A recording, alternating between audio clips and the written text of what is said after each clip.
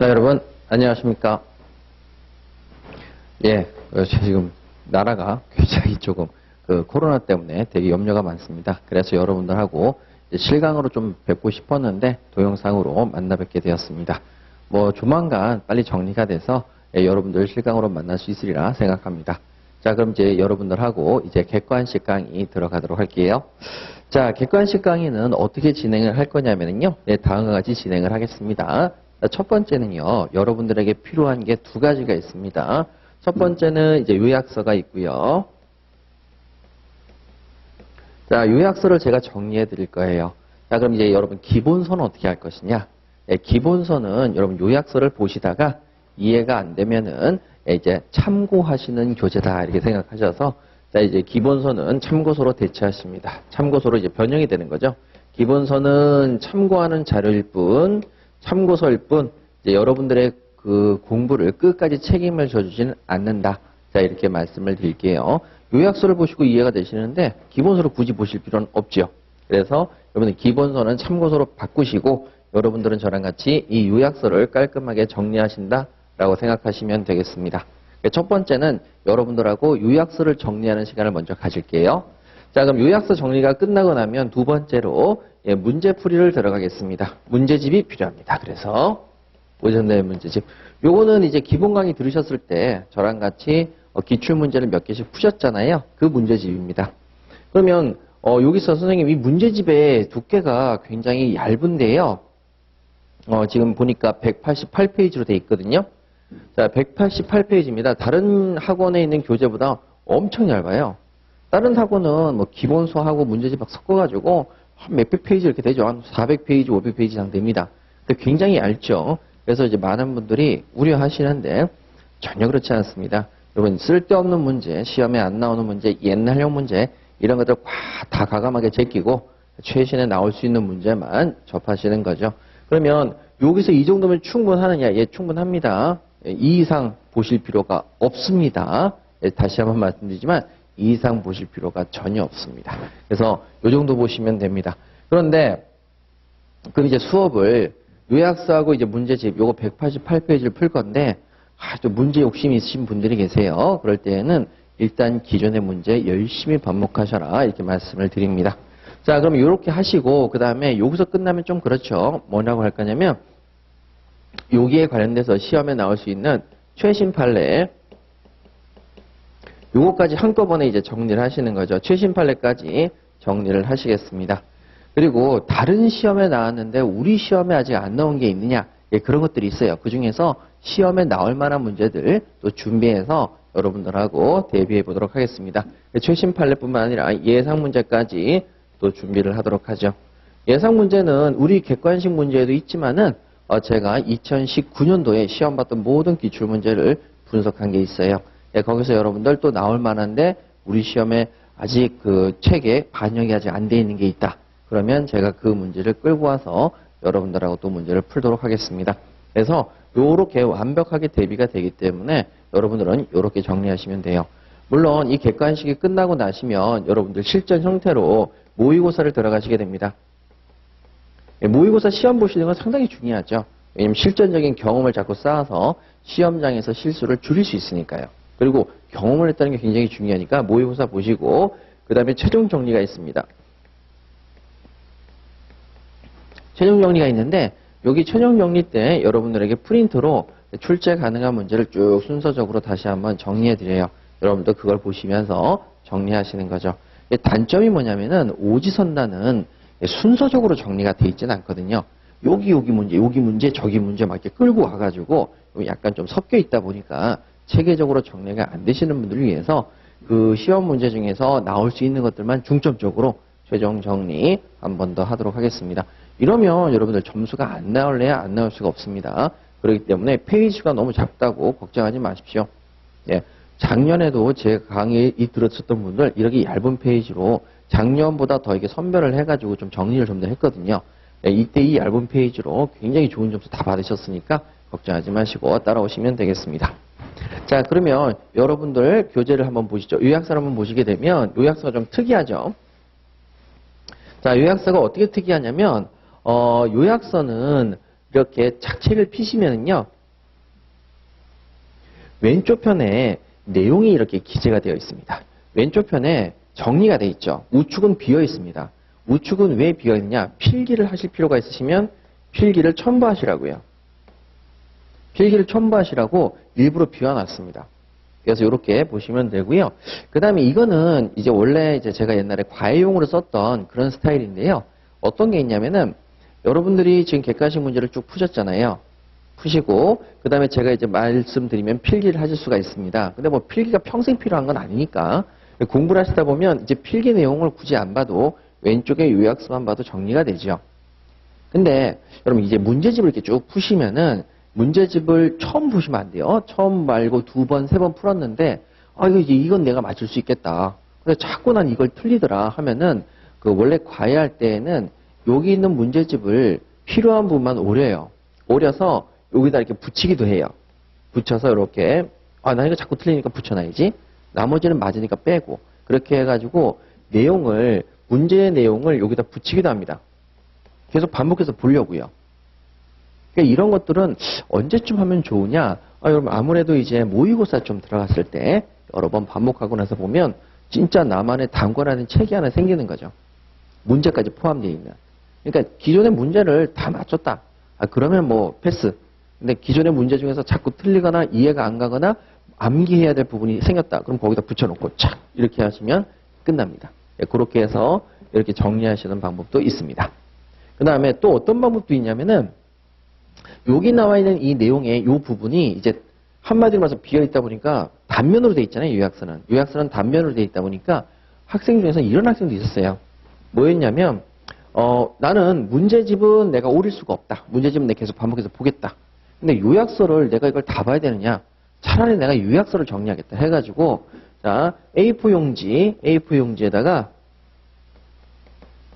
요약되어 있는 내용을 다 보시고 이거 내가 다 이해했어. 패스. 그럼 버리세요. 좀 버리시고 그 다음에 이건 내가 진짜 꼭 다시 한번 여러 번 봐야 되겠다 하는 부분만 자 이렇게 오려서 A4 용지에다 갖다 붙이세요.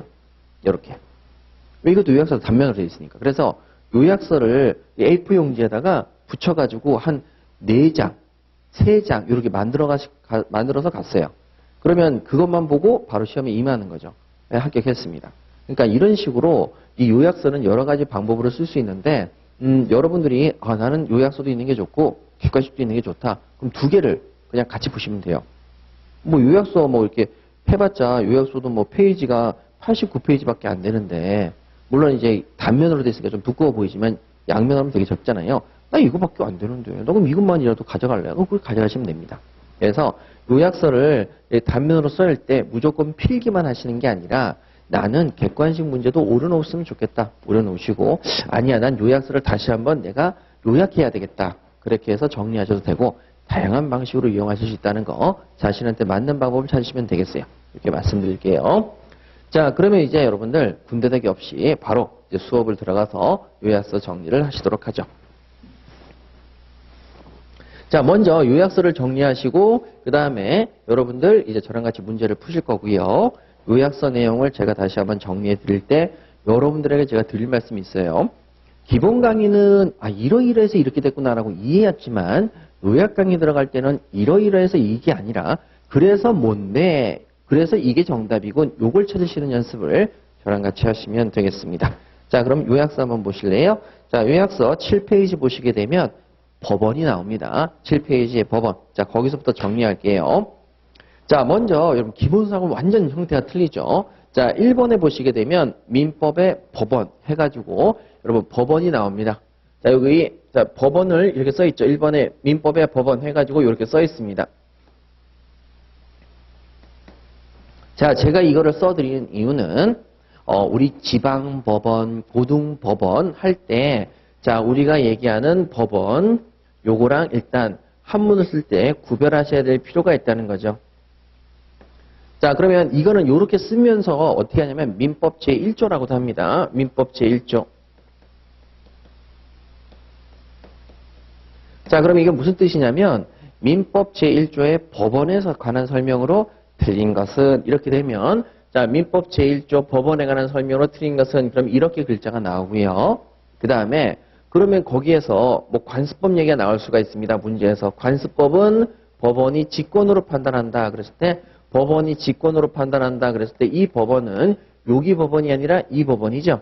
예, 그래서 법원이 직권으로 판단한다. 지방법원, 고등법원, 법관들이 모여있는 합의체에서 직권으로 판단하구나. 그래서 문제에서 요렇게 한문을 명시하시게 되면 그 뜻을 좀 이해해 주시라라고 해서 먼저 한문만 말씀드립니다. 자, 그러면 여러분 우리 문제에서 한번 보도록 할게요. 자, 우리 문제집 한번 보시죠. 문제집 여러분 10페이지 보십니다.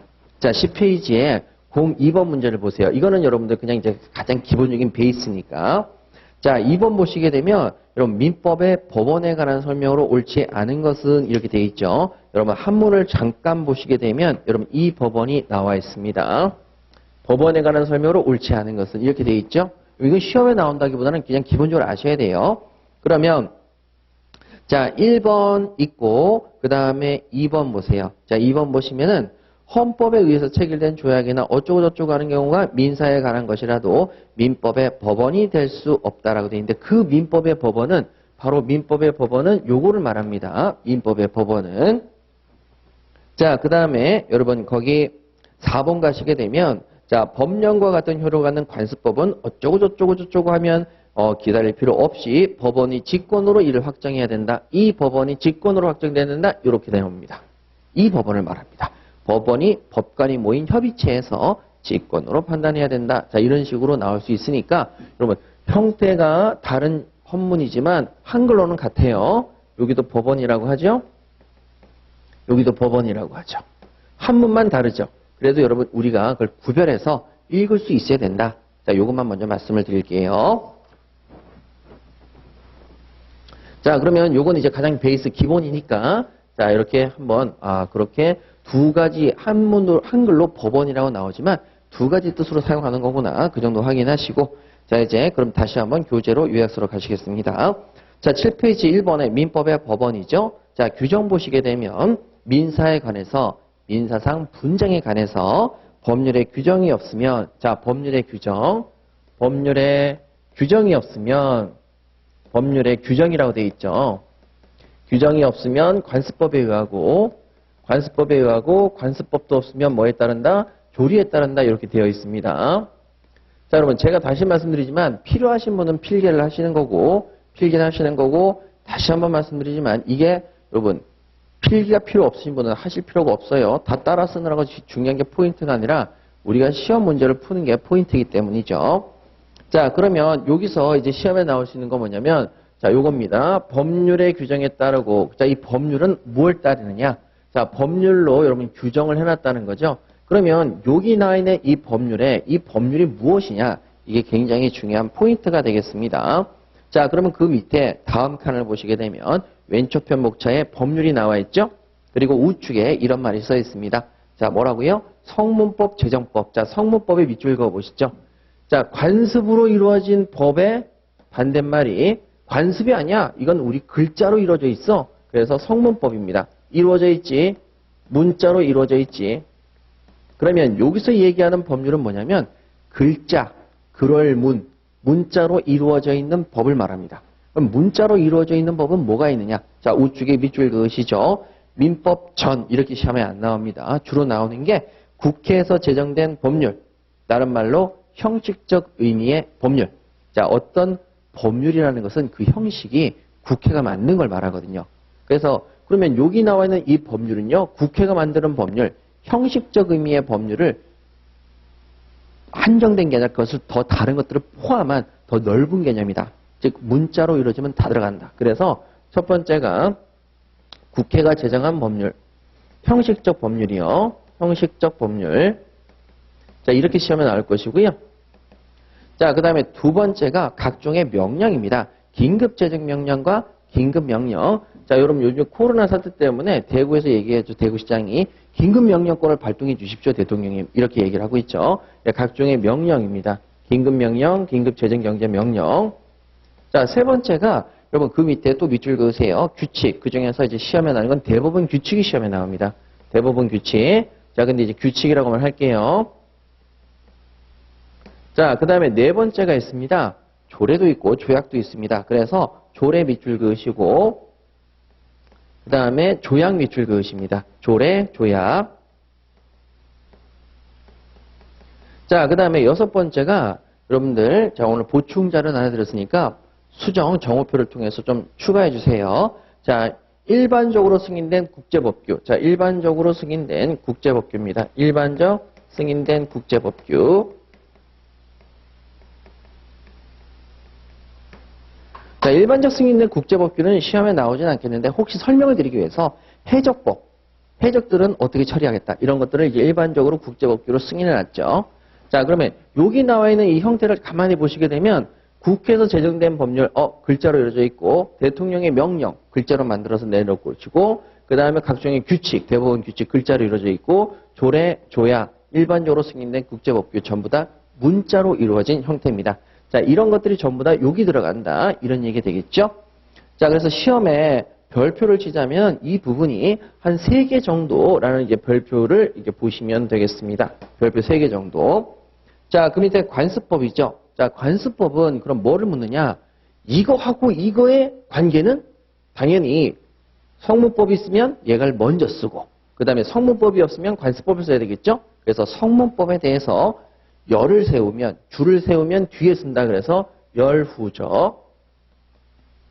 성문법이 있으면 관습법 못 쓴다. 성문법이 없을 때 없으면 관습법을 쓰니까 보충적. 그래서 같은 말입니다. 열후적, 보충적 성격이다 이렇게 되어 있죠. 그래서 관습법에서는 열후적, 보충적 성격 이렇게 시험에 나옵니다. 근데 여러분 이거를 이렇게 또 물어보면 좀 그렇잖아요. 그래서 또 멋있게 자 우측에 뭐라고 쓰냐면 이렇게 씁니다. 법령에 저촉하는 관습법은 효력이 없다. 자, 그러면 뭐냐? 법령에 저촉이 되는 관습법은 효력이 없다. 법령에 저촉이 된다? 부딪힌다는 거죠. 분명히 성문법이 앞에 있는데 그거랑 반대돼서 부딪힌다는 얘기죠. 저촉되는 관습법은 효력이 없죠. 자, 이것을 열후적 보충적의 다른 표현이 법령에 저촉되면 효력이 없다. 이렇게 갑니다. 자, 마지막으로 조리죠. 조리는 자 성별의 구별 없이 성년이 되면 종중의 구성원이 된다고 봄이 조리에 합당하다. 그래서 여기는 도리입니다. 도리. 자, 왜 조리냐? 자, 우리 그때 공부하셨죠? 뭐라고 공부했냐면 남자만 종중원이라는 종래의 남자만 종중원이었죠. 근데 그 여자도 종중원으로 인정해달라는 분쟁이 생겼을 때 자, 먼저 그 분쟁을 해결하기 위해서 법률의 규정을 보니까 여자도 종중원이라는 규정이 없더라는 거죠. 글자로 이루어진 형태가 전혀 없더라는 겁니다. 그래서 자, 여기 보면 설명할게요. 자, 여자도 종중원이다라는 규정이 없습니다. 여자도 종중원이다라는 규정이 전혀 없었어요. 그래서 여러분 관습으로 넘어오니까 조선시대 이래로 남자만 종중원이라는 관습법이 있었다 그랬죠. 남자만 종중원이라는 관습법이 있었습니다. 그런데 이 남자만 종중원이라는 관습법이 있는데 이 관습법은 자 조선시대 이래로부터 계속 만들어져 내려왔던 거죠. 지금 당장 보는 게 아니라 지금 이제 확인만 했을 뿐이지 조선시대부터 있었던 관습법이래요. 그런데 이것은 뭐에 반하더라?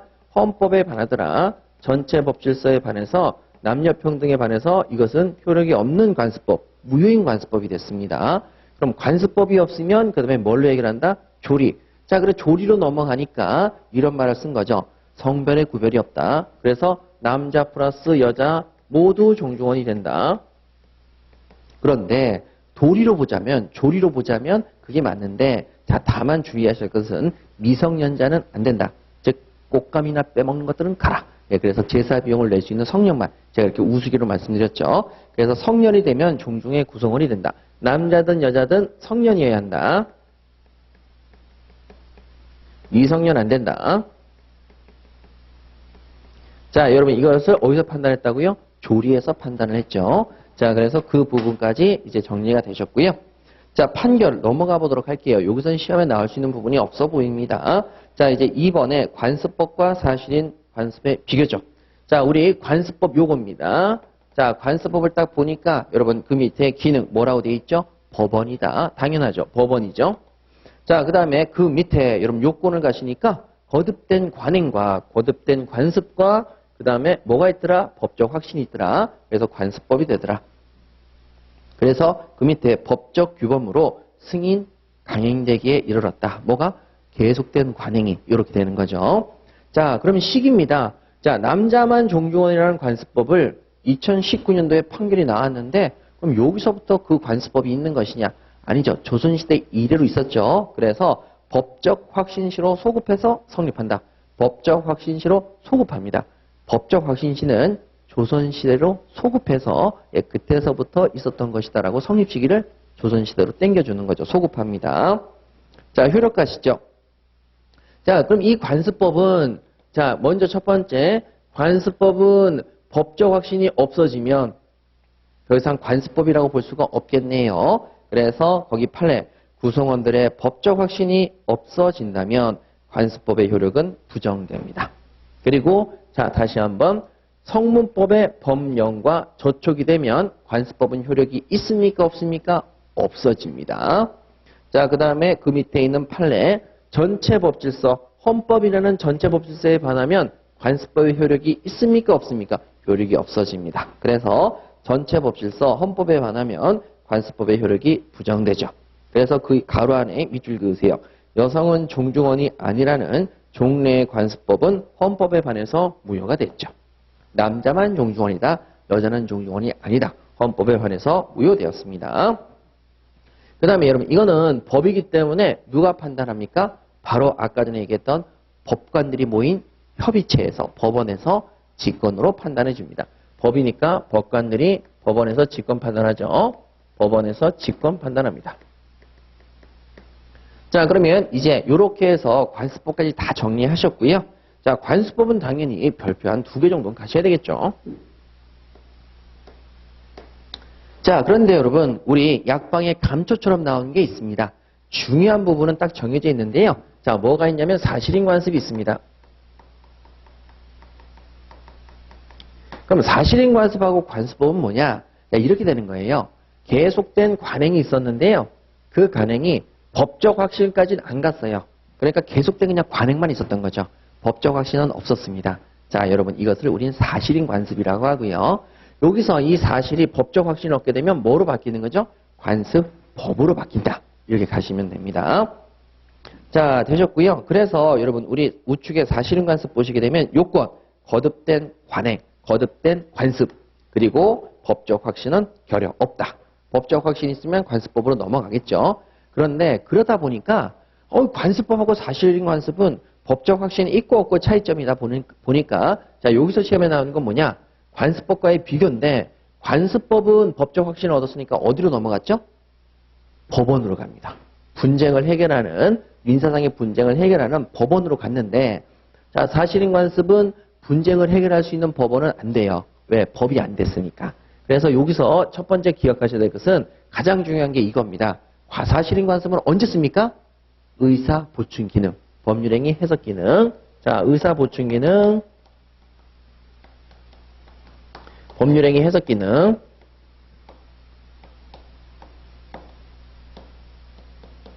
그래서 얘네들은 법원이 아닙니다. 법원이 되지 못합니다.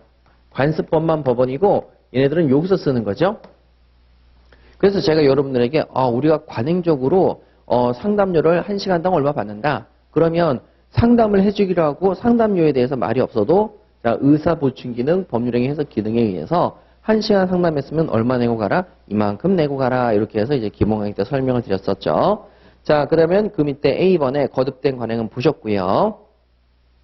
자, 그 다음에 이제 효력 한번 가보시죠. 기능 좀 제대로 보시면 사실인 관습 우측에 재정법이 임의 규정일 경우 거기 밑줄 그으세요. 법률행위 해석 기준이고 의사 보충 기능이지 법원은 아니다. 밑줄 그으시면 되죠. 자, 그러면 자 여기서는요. 시험에 두 번째로 자주 나오는 건 뭐냐면 관습법은 법원이 직권으로 판단해 주는데 사실인 관습은 그러면 법원이 판단합니까? 아니죠. 사실인 관습은 여러분 사실에 불과하기 때문에 당사자가 주장 입증합니다. 당사자 주장 입증. 요게 두 번째로 시험에 많이 나오는 부분입니다. 그래서 자 밑으로 내려가셔서 입증에 B 보시게 되면 우측에 당사자가 주장 입증이라고 되어 있죠. 물론 왼쪽의 관습법은 법원이 직권으로 판단한다. 자, 그 다음에 여러분 세 번째가 뭐냐면 꼭 알아두셔야 될 조문이죠. 자, 거기 나와 있는 조문입니다. 법령 중에 선량한 풍속 기타 사회질서의 관계가 없어요. 사회질서의 관계가 없기 때문에 꼭 지킬 필요가 없어요. 이런 규정을 우리 무슨 규정이라고 한다? 임의규정이다. 임의규정이 있고 그 다음에 관습이 있다. 그랬는데 자, 그 다음에 밑줄 자, 임의규정과 다른 관습이 있는 경우에 당사자의 의사가 명확하지 않는다. 자, 당사자의 의사가 명확하지 않는다. 그러면 뭐라고요? 여러분 바로 여기 나 있는 의사가 명확하지 않을 때에는 어떻게 갈 것이냐? 그러면 관습으로 갑니다. 그 관습에 의한다. 자, 이렇게 되는 거죠. 그래서 사실인 관습에 의하다 보니까 의사 보충 기능, 법률행위, 해석 기능이다. 이렇게 됩니다. 자, 그러면 제가 설명을 한번 더 드릴게요. 예를 들어서 변호사한테 상담을 받을 때 1시간당 20만 원 받아라. 1시간당 20만 원, 시간당. 자, 상담료가 얼마라고요? 20만 원이라는 변호사법에 규정이 있다고 치죠. 이건 임의 규정입니다. 그런데 관습으로 보면 보통 1시간당 10만 원씩이에요. 그래서 1시간당 10만 원이라는 관행이 있습니다. 관습이 있죠. 근데 자, 우리 상담료를 얼마 받을까요? 정하지 않았습니다. 상담료를 얼마 받을지 정하지 않고 상담만 하기로 했습니다. 자, 1시간 상담을 했어요. 자, 1시간 상담을 했으면 자, 그때 얼마를 주고 가야 될까요? 그냥 가니까 그냥 가시면 안 되죠. 상담료를 내셔야 되죠. 그러니까 자, 무슨 규정과 임의 규정과 다른 관습이 있습니다. 그런데 자, 우리가 계약을 했는데 상담을 해주기로 계약을 했는데 얼마를 받을지 의사가 빠져 있더라는 거죠. 얼마를 받을지는. 그래서 보충하는 기능 또는 해석하는 기능을 써서 임의 규정과 다른 관습이 있으면 뭐에 의한다? 관습을 써라. 그래서 해석을 합니다. 1시간당 얼마를 달라고 요구한다? 10만 원을 달라고 요구해야 된다. 자, 이런 식으로 가는 거죠. 자, 요거 전부 다 중요한데 그 중에서 요거를 가지고 시험에 나오는 게 요겁니다. 그래서 의사 보충 기능, 해석 기능을 한다는 거죠. 자, 여기까지 해서 문제 한번 풀어보도록 하죠.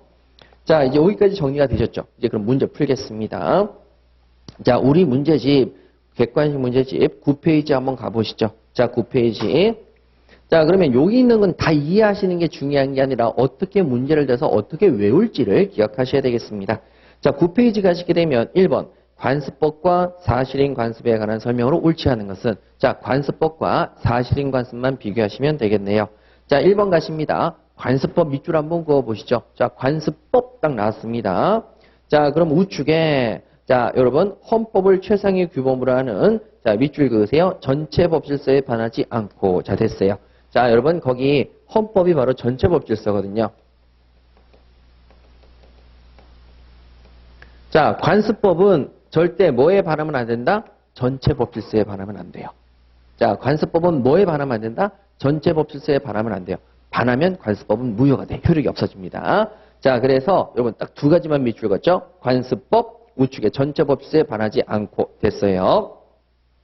자, 이제 2번입니다. 관습법은 바로 법원으로서 법령과 같은 효력을 법령과 같은 효력을 갖는 관습이므로 자, 그 다음에 밑줄 그으세요. 법령에 저촉하는 관습법 밑줄 그으십니다. 법령에 저촉이 되는 관습법. 자, 효력이 있다 없다? 없다. 요것만 밑줄 그으시면 되죠. 법령에 저촉하는 관습법. 자, 우측에 효력이 있다? 있다. X. 효력이 없다. 이렇게 가셔야 되겠습니다. 자, 그럼 요번엔 뭐만 밑줄 그었죠? 나머지 다 필요 없어요. 법령에 저촉하는 관습법. 효력이 있다 없다? 없다.